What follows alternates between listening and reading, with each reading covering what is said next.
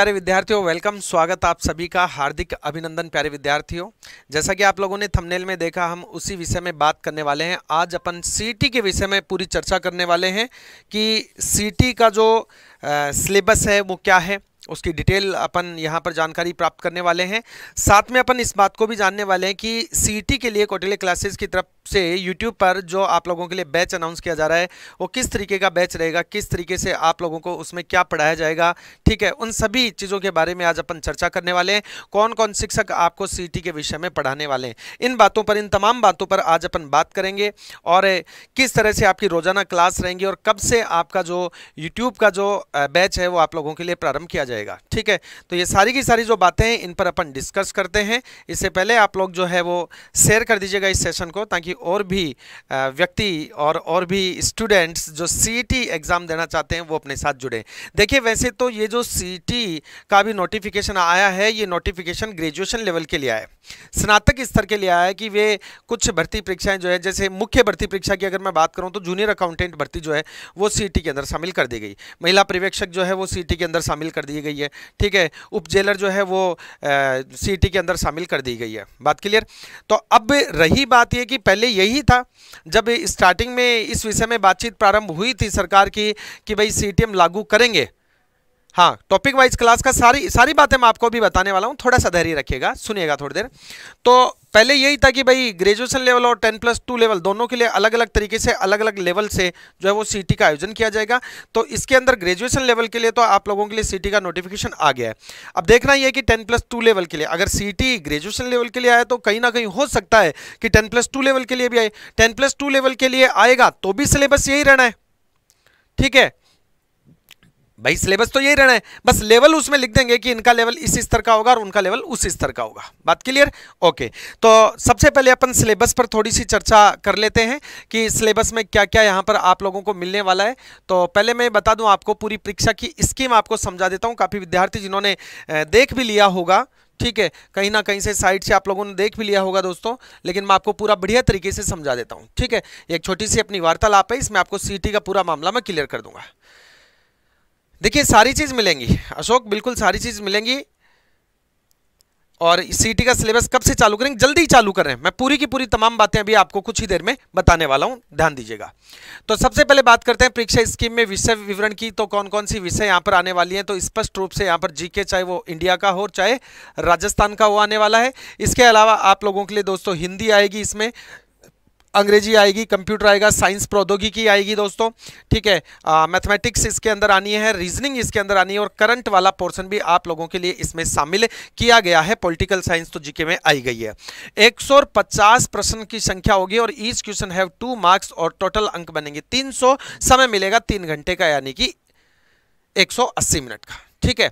हाँ, अभी जो मैं आपको बता रहा हूं, जो सीटी के लिए जो YouTube पर जो बैच रहेगा वो तो YouTube पर तो ऑटोमेटिकली निःशुल्क रहता है, लेकिन ये किस तरीके का रहेगा, हम इसमें क्या पढ़ाएंगे, इस विषय पे मैं अभी आपको बिल्कुल बताने वाला हूं, सारी चीज बताने वाला हूं, चिंता ना करें दोस्तों। यहां पर सारे के सारे क्वेश्चन जो है वो बहुविकल्पी होंगे और परीक्षा में नेगेटिव मार्किंग नहीं होगी, क्योंकि मुख्यतः जितनी भी भर्ती परीक्षाएं जो पात्रता परीक्षा के लिए होती है उनमें नेगेटिव मार्किंग रहने के चांस बहुत बहुत कम होते हैं, और यहां भी नेगेटिव मार्किंग वाला मामला कोई है नहीं, लेकिन सिलेबस बड़ा है, ठीक है। 15 गुना जो है वो पास होने हैं, तो इसलिए मेहनत तो बहुत ज्यादा करनी पड़ेगी। इतने सारे विद्यार्थी फॉर्म फिल करते हैं, तैयारी करते हैं, तो 15 गुना में आना अपने को, तो इसका मतलब, हाँ ये सही कह रहा है, सिलेबस तो पूरा आरएस का ही टिका है, इसीलिए तो कह रहा हूं कि थोड़ा पढ़ना पड़ेगा। अब देखिए, हम बात करते हैं सिलेबस में पाठ्यक्रम विवरण पे। अगर अपन बात करें तो यहां पर आप लोग स्पष्ट रूप से देख सकते हैं कि भारतीय राष्ट्रीय आंदोलन पर विशेष बल के साथ राजस्थान और भारत का इतिहास, यानी एक पोर्शन तो अपना कौन हो गया, एक पोर्शन तो अपना हो गया दोस्तों, कौन सा? इतिहास वाला। कौन सा हो गया? हिस्ट्री वाला पोर्शन हो गया। और जो हिस्ट्री का पोर्शन है, ये हिस्ट्री के पोर्शन में इंडिया और राजस्थान दोनों, और इसमें विशेष रूप से जो बल दिया गया है वो राष्ट्रीय आंदोलन पर आपको मुख्य रूप से बल दिया गया है। मिडाइवल जो है उसके बारे में आपको, और मॉडर्न जो है उसके बारे में आपको ज्यादा पूछने वाला है, ठीक है। यहां पर हम राजस्थान की बात करें तो 1857 की जो क्रांति है, इसके साथ ही जनजाति और किसान आंदोलन, राजनीतिक जनजागरण और प्रजामंडलों के जो आंदोलन हुए हैं उनके विषय में आप लोगों को ज्यादा यहां पर पूछेगा। और यहां पर साथ ही में यहां पर स्वतंत्रत्योत्तर राष्ट्र निर्माण यानी स्वतंत्रता के बाद राष्ट्र निर्माण को लेकर जो राष्ट्रीय एकीकरण हुआ है, राज्यों का जो पुनर्गठन हुआ है, नेहरू युग में सांस्थानिक जो निर्माण हुए हैं, विज्ञान और तकनीकी का जो विकास हुआ है, इन सब के बारे में आपको पूछा जाएगा। सुखलाल सैनी कह रहे हैं सर परीक्षा कब तक होगी? 6 जनवरी से 9 जनवरी 2023 जो है इसके लिए एग्जाम की तिथि आप लोगों को दे दी गई है। ठीक है, हाँ ओके ओके बेटा, लेखनी कह रही हो। ओके चलिए आओ, राजस्थान का इतिहास फिर आएगा यहां पर, और इसमें कला, संस्कृति, साहित्य, परंपरा और विरासत आएगी। मैं सीधे शब्दों में समझा दूं कि राजस्थान की जो कल्चर है, हिस्ट्री की तो अपन ने बात कर ली, हिस्ट्री के साथ साथ कल्चर का पोर्शन यहां पर आएगा, और कल्चर के जितने भी बिंदु आप लोगों के होते हैं वो सारे के सारे यहां पर समाहित किए गए। किले, स्मारक, चित्रकलाएं, हस्तशिल्प, साहित्य कृतियां, क्षेत्रीय बोली, नृत्य, लोक संगीत, लोक नृत्य, ठीक है, त्योहार, मेले, राजस्थान की संस्कृति से संबंधित शब्दावली, परंपरा, विरासत से संबंधित शब्दावली, धार्मिक आंदोलन, संत, लोक देवता, महत्वपूर्ण ऐतिहासिक स्थल, प्रमुख व्यक्तित्व, और साथ में यहाँ पर जो है वो राजस्थान का एकीकरण, ये सारा का सारा आएगा। हालांकि राजस्थान के एकीकरण की बात अपन भी कर चुके हैं कि यहां पर जो राष्ट्रीय राज्यों के जो पुनर्गठन हुए उनके दौरान भी अपन बातचीत करेंगे। तो ये आपका पूरा का पूरा सिलेबस किसका हो गया? राजस्थान इतिहास, कला, संस्कृति और परंपरा का हो गया। अब बात आती है अगला पोर्शन जिसमें पहले भारत के भूगोल, और भारत के भूगोल के बाद में राजस्थान का भूगोल आएगा। हाँ बिल्कुल भाई, कोर्स जो कोर्स हम आप लोगों के लिए यूट्यूब पर लॉन्च कर रहे हैं वो आपका आराम से हो जाएगा।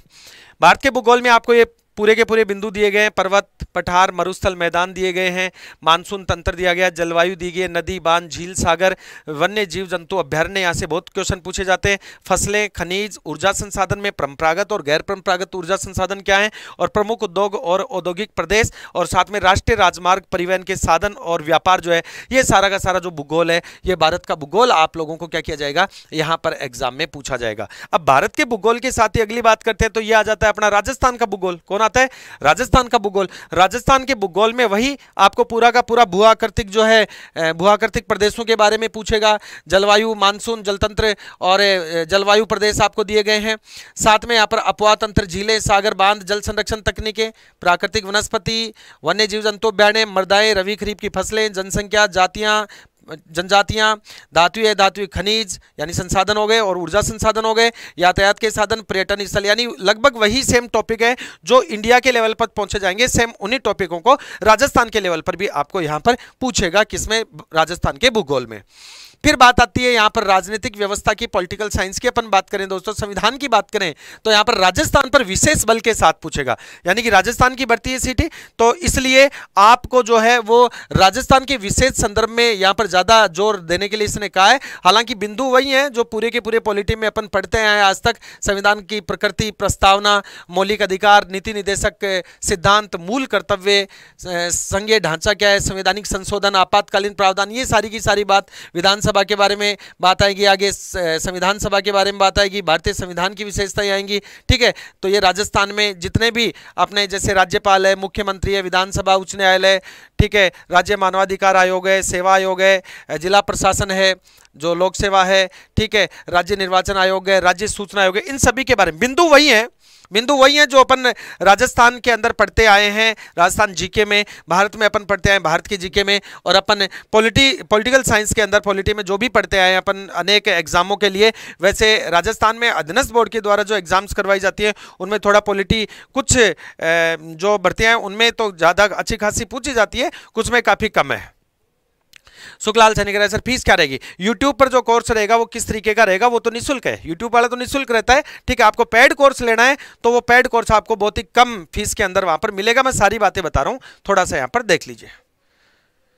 हाँ बिल्कुल श्याम सुंदर जी, बहुत बहुत धन्यवाद। ठीक है, सिलेबस ज़्यादा है लेकिन आप लोगों को इस बात का भी पता है कि इस बात का समय जो गुजर चुका है वो गवाह है, इतिहास गवाह है कि जब जब भी कौटिल्य परिवार ने कोई भी बैच लॉन्च किया है दोस्तों, तो चाहे समय कितना भी कम रहा हो, हमने पूरी मेहनत करके समय अधिक देकर और कोर्स को कंप्लीट भी किया है। जैसा बता दूं, आज रीट भर्ती का जो रिजल्ट आया, रीट एक पात्रता परीक्षा थी, इसका जो रिजल्ट आया उसमें मैक्सिमम विद्यार्थी, जो विद्यार्थी हमसे आप पढ़ रहे थे, चाहे ऑनलाइन कोर्स में वो पढ़ रहे थे या ऑफलाइन पढ़ के गए, उन सभी विद्यार्थियों के बहुत अच्छे खासे नंबर आए और लगभग सारे के सारे विद्यार्थी जो है 99% विद्यार्थी जो है, देखो 1-आधा% तो कह नहीं सकते, 99% विद्यार्थी जो पढ़े थे हमसे वो लगभग सारे क्या हो गए, क्वालिफाई हो गए, अगली एग्जाम के लिए क्वालिफाई हो गए, जो कि एक पात्रता परीक्षा थी रीट, और सीईटी भी ऐसे ही एक पात्रता परीक्षा है। ठीक है, ओके।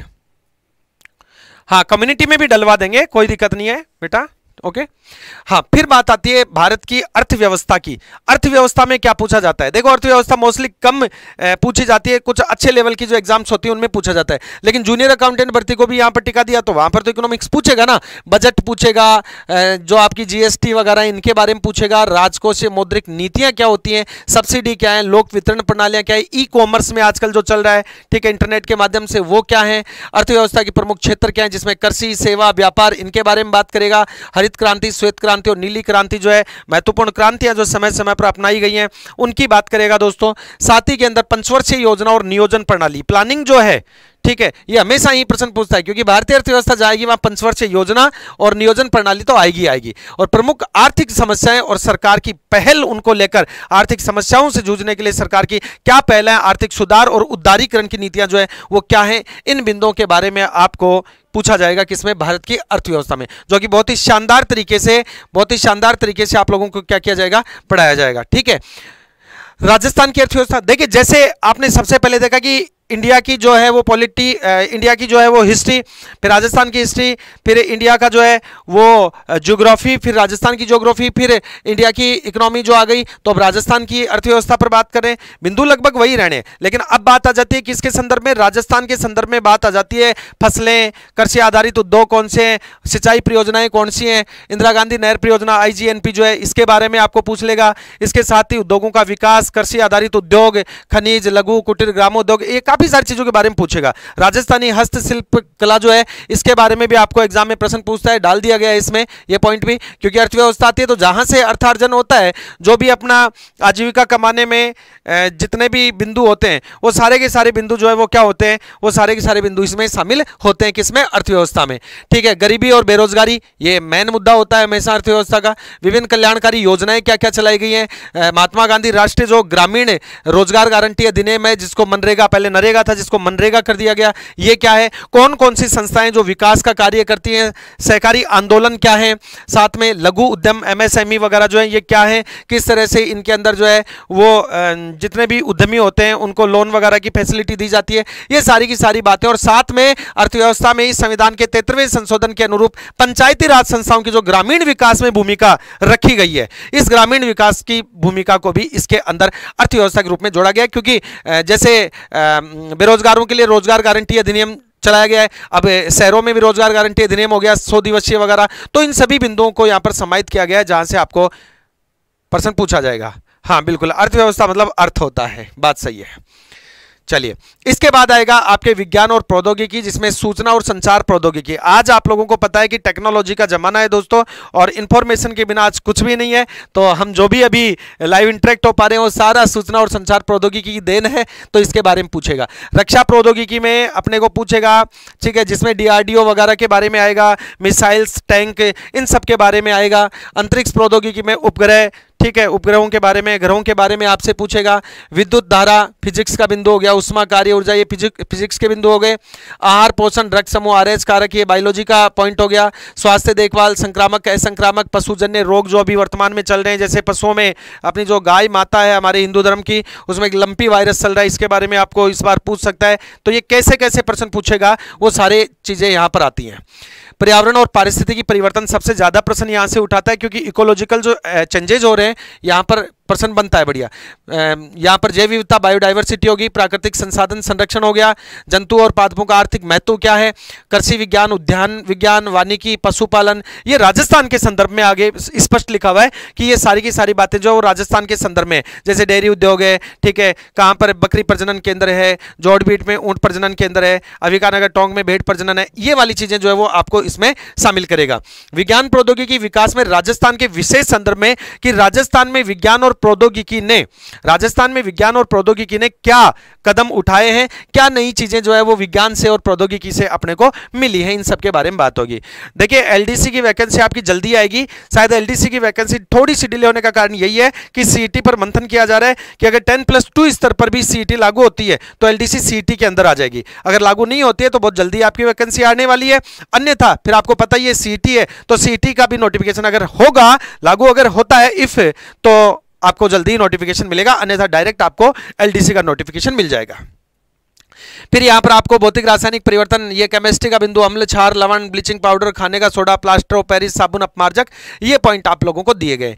इसके बाद अगला जो विषय यहां पर दिया गया है वो तार्किक विवेचन और मानसिक योग्यता दी गई है, जिसमें काफी सारे बिंदु जो है दोस्तों ये आप लोगों के दिए गए हैं रीजनिंग के, और कुछ बिंदु यहां पर आप लोगों को मैथमेटिक्स के भी दिए गए हैं, यानी कि दोनों विषय यहां पर शामिल है। देखो मेकिंग सीरीज, फिगर और अल्फाबेट, ठीक है, पैसेज और blood relation, coding decoding, direction और सिटिंग अरेंजमेंट, इनपुट आउटपुट और number ranking system, making judgement, logical arrangement, ठीक है, ये लगभग सारे के सारे बिंदु जो है आपके रीजनिंग में समाहित किए गए हैं। ओके, और बाद में यहाँ पर मैथमेटिक्स में मैथमेटिकल ऑपरेशंस दिए गए, एरिया, ट्राइंगल, सर्किल, एप्लिप्स वगैरह ये आपको दिए गए हैं। सिलेंडर दिया गया है आपको, स्पेयर दिया गया है, रेक्टेंगल दिया गया है, परसेंटेज आपको पूछेगा।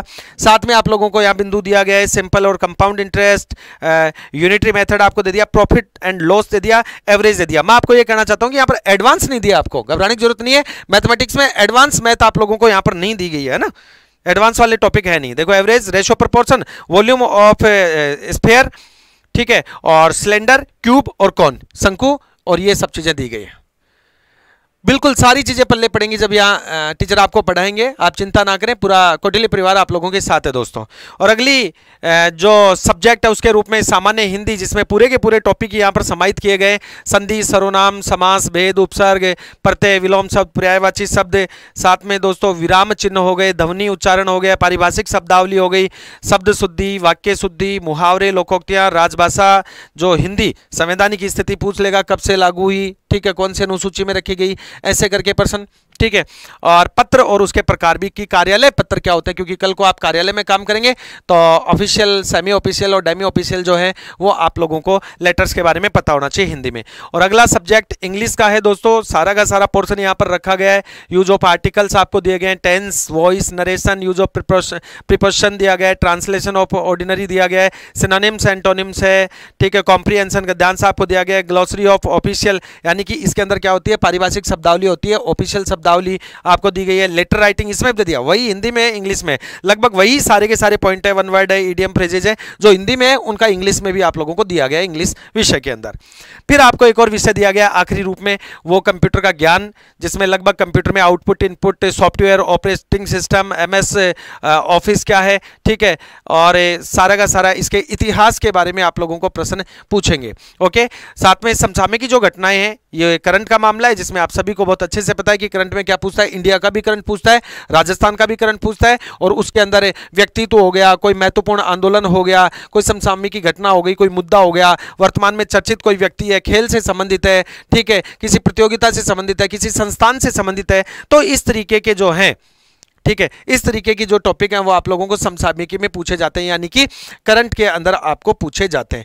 अब हम यहां पर बात करते हैं दोस्तों, अब अगर अपन आगे यहां पर चर्चा करें तो किस तरह से आप लोगों का जो है वो बैच लगेगा, इन सारी बिंदुओं पर अपन यहां पर थोड़ी सी क्या कर लेते हैं, चर्चा कर लेते हैं। ओके, ठीक है, देखिए आप लोगों को बताया मैंने कि आप लोगों के लिए सीईटी, ठीक है, सीईटी का जो बैच है ये लेवल ग्रेजुएशन है, यानी कि स्नातक स्तर के लिए जो सीईटी है, इसका बैच आप लोगों को जो YouTube पर मिलने वाला है, ये कब मिलेगा, कैसे मिलेगा। तो सबसे पहले तो मैं आपको बता देता हूं कि आपका जो सिलेबस रहेगा, जो बैच रहेगा, ये बैच आपका रहेगा MCQ टाइप। क्या रहेगा, एमसीक्यूज।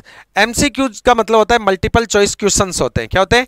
मल्टीपल चॉइस क्वेश्चन वाला आपका बैच रहेगा। इस बैच की खास बात क्या है ये मैं आपको बता देता हूं। इस बैच की खास बात ये है, मैंने सबसे पहले सिलेबस डिस्कस इसीलिए किया है ताकि आगे आप लोग ये बात समझ सके। अभी अपन ने देखा, जितना भी सिलेबस अपन ने देखा, जैसे मान लीजिएगा अपन साइंस की बात करते हैं और साइंस में हमने बिंदु देखा यहां पर कि कौन कौन से बिंदु आपके दिए गए हैं। जैसे ब्लड आपको दिया गया है, ठीक है, आरएच कारक आपको दिया गया है, अम्ल दिया गया है, क्षार दिया गया है, ठीक है, ऊष्मा दी गई है, बात क्लियर है, वानिकी दी गई है, उद्यानिकी दी गई है। तो जिस तरह से आपका जो डिट्टो सिलेबस दिया गया है, इस डिट्टो सिलेबस के बेस पर ही आप लोगों के टॉपिक चलेंगे।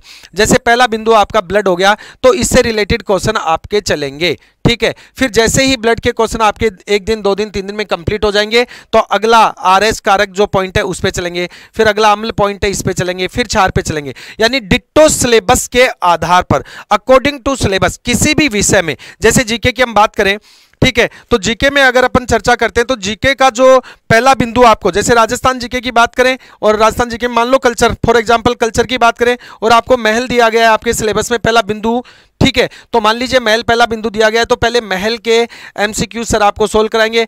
अगला बिंदु मान लीजिएगा दुर्ग दिया गया है तो ये पूरा होते ही दुर्ग के एमसीक्यू आपको सोल्व कराएंगे। फिर मान लीजिएगा अगला आपके छतरियां दी गई हैं तो फिर छतरियों के जो एमसीक्यू हैं वो आप लोगों को क्या करवाएंगे?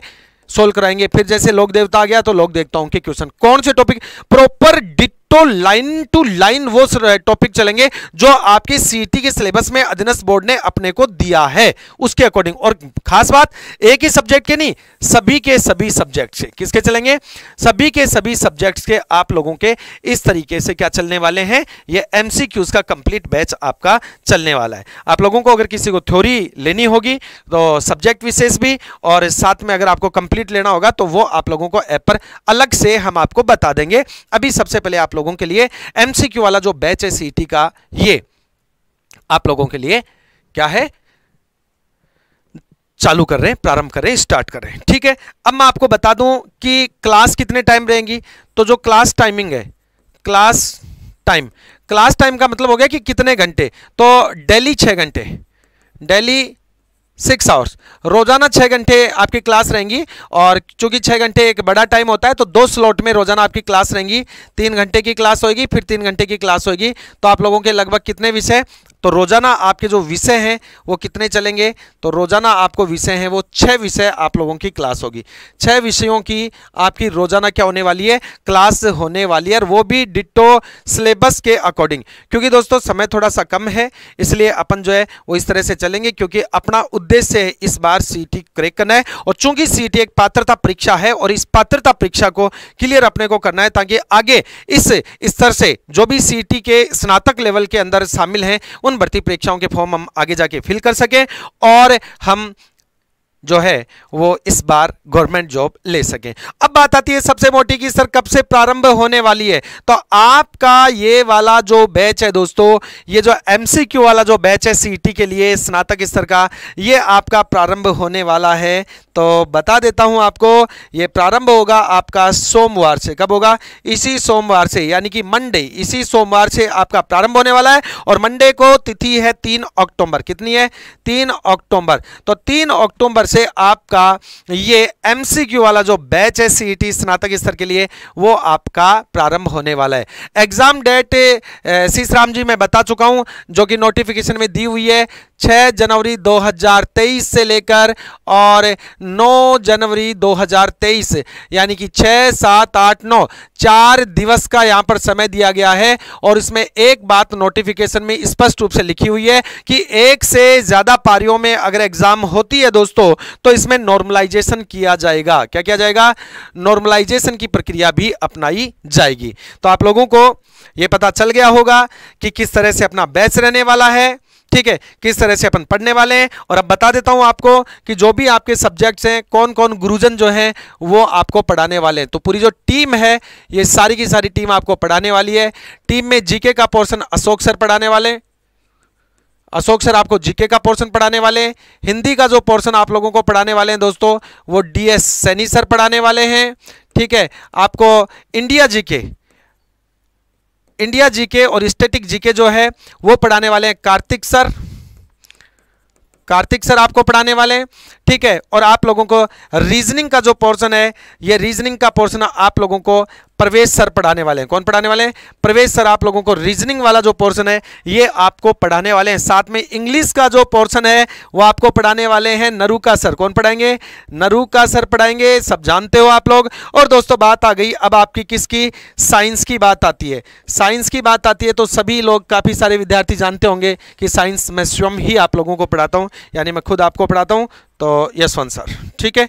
ये आपका जो है वो पैनल रहने वाला है कंप्लीट, जो आपको पढ़ाने वाले हैं। मैथमेटिक्स एक और आपका सब्जेक्ट बचता है, और मैथमेटिक्स में अपने संजय सर हैं, ठीक है।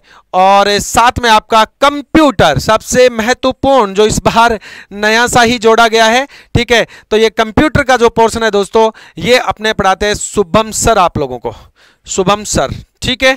और करंट का जो मुद्दा है उसके लिए, और स्टैटिक जीके जो है इसके लिए आपको कार्तिक सर प्रिपेयर करेंगे। मैंने बता दिया आपको कि किस तरह से अपना बैच चलना है, कौन फैकल्टी पैनल रहने वाला है, ये सारी की सारी चीजें आपको बता दी है। फैसला आपके हाथ में, अगर इस बार करना आपको सीटी क्रैक तो जुड़ जाइएगा दोस्तों। और क्लासें अपनी प्रारंभ होने वाली हैं मंडे से, तो रिमाइंडर लगा लीजिएगा। और जिन विद्यार्थियों ने चैनल अभी तक सब्सक्राइब नहीं कर रखा है, चैनल को सब्सक्राइब करके बेल आइकन प्रेस कर लीजिएगा दोस्तों, ताकि ऑल नोटिफिकेशन में आप लोगों को जिस दिन, यानी कि मंडे 3 अक्टूबर को जब क्लास प्रारंभ होगी तो आपको नोटिफिकेशन मिल जाएगा। और अपनी तैयारी को गति प्रदान कीजिएगा, और इस बार सीटी पात्रता परीक्षा क्लियर करके आने वाली जो भी भर्तियां हैं जो इस स्तर के अंदर हैं उनको क्रैक कीजिएगा। ओके मित्रों, धन्यवाद।